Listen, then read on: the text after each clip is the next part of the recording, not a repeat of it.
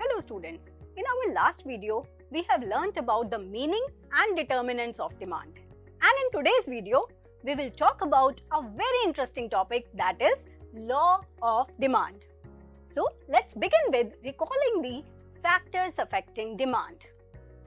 So we discussed about the 5 main factors that affects the demand for any commodity in our last video, that is price of the commodity, price of related goods, income of the consumer, taste and preferences of the consumer, and expectations of the consumer regarding price change.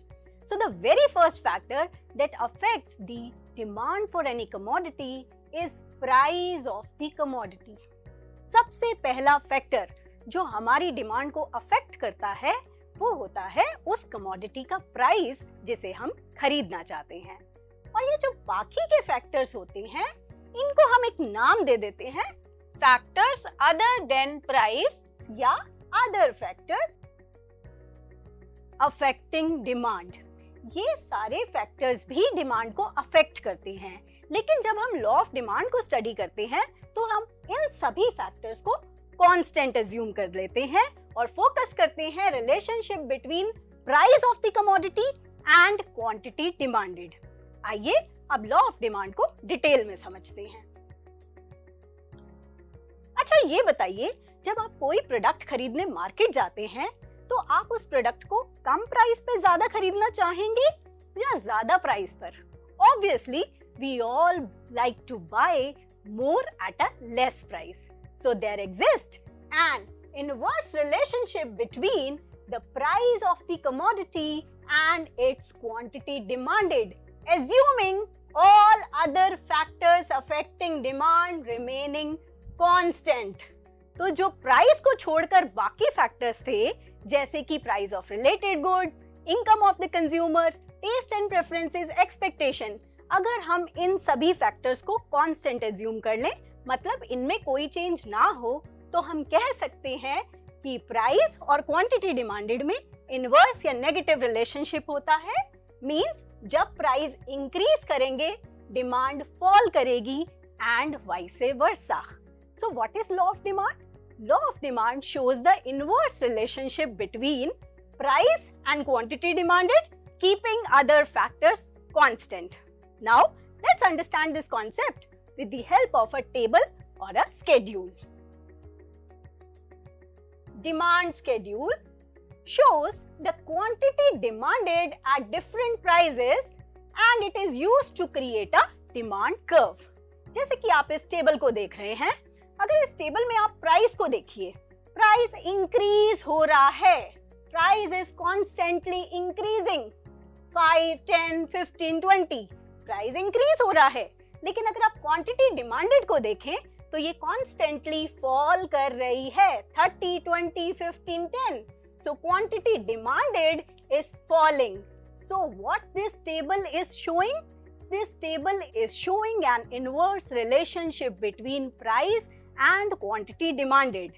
And if we plot all these points on the graph, we will get demand curve. चलिए demand curve को देखते हैं। Demand curve is the graphical representation that shows inverse relationship between price and quantity demanded. Here, quantity demanded is shown on the x-axis and price is shown on the y-axis. और अगर हम negative relationship between price और quantity demanded के points को plot कर देते हैं, we get a downward sloping demand curve. आइए inverse relationship को इस ग्राफ पर समझते हैं। Let's take any 2 points on the demand curve. ये 2 points हैं A और B. अगर मैं A पॉइंट की बात करूं तो इस पे P1 प्राइस है और Q1 क्वांटिटी डिमांडेड है। और अगर मैं पॉइंट B की बात करूं, इस पर P2 प्राइस है और Q2 क्वांटिटी डिमांडेड है। तो प्राइस अगर फॉल कर रहा है तो क्वांटिटी इंक्रीज कर रही है।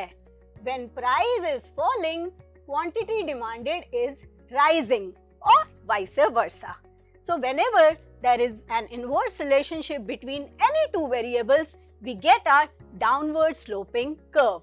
So here, in case of demand curve, since there is a negative relationship between price and quantity demanded, we always get a negatively sloping demand curve.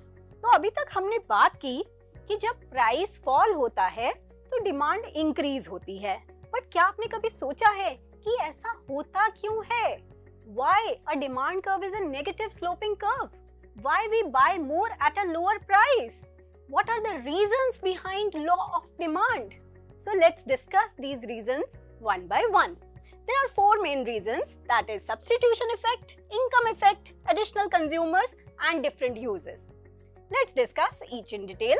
Substitution effect, जैसा कि name से ही पता चल रहा है और हम सब ने लास्ट वीडियो में डिस्कस भी किया था कि substitute goods are those goods which can be used in place of each other. So substituting a cheaper commodity with an expensive one due to change in the price is called substitution effect. For example, दो goods हैं Pepsi and Coca-Cola and these are substitute goods. अगर Coke के price increase हो जाएंगे यानी कि वो महंगी हो जाएगी तो लोग क्या करेंगे? लोग पेप्सी पीना शुरू कर देंगे और पेप्सी की डिमांड इंक्रीज हो जाएगी और कोक की डिमांड डिक्रीज हो जाएगी. तो क्या होता है, जब प्राइस इंक्रीज होता है लोग सब्स्टिट्यूट्स ढूंढने लग जाते हैं और उसी वजह से उस पर्टिकुलर प्रोडक्ट की डिमांड रिड्यूस हो जाती है due to substitution effect.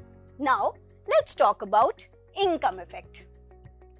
Income effect refers to the effect on demand when consumers' purchasing power or real income changes due to change in the price of the commodity. यानी कि जब किसी भी commodity का price change होता है तो consumer की रियल इनकम या परचेजिंग पावर चेंज हो जाती है जिसकी वजह से उसकी डिमांड चेंज हो जाती है. फॉर एग्जाम्पल, रीटा के पास 40 रुपीज है और उसे चॉकलेट खरीदनी है. जब एक चॉकलेट 10 रुपीज की है तो वो कितनी चॉकलेट ले सकती है? 4. तो उसकी डिमांड है 4 एट अ प्राइस ऑफ ₹10. अगर प्राइस फॉल करके 8 हो जाए, अब उस सेम 40 रुपीज से she can buy more, she can buy 5 chocolates. So what has happened here?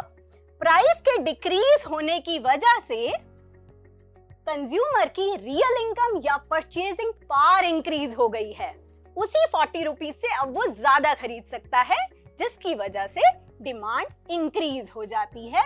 So this is the reason behind law of demand, that due to income effect whenever price decrease demand increase और vice versa. Then the third point or third reason regarding the law of demand is additional customers. Whenever price of any commodity decreases, demand increases in two ways. First, old customers demand more and new customers also start demanding. यानी कि जब भी किसी commodity का price decrease होता है तो जो लोग उसे पहले नहीं खरीद पा रहे थे हाई प्राइस पे, वो अब खरीदने लग जाएंगे due to decrease in price, और जो लोग पहले खरीद रहे थे वो due to decrease in price और ज्यादा खरीदने लग जाते हैं.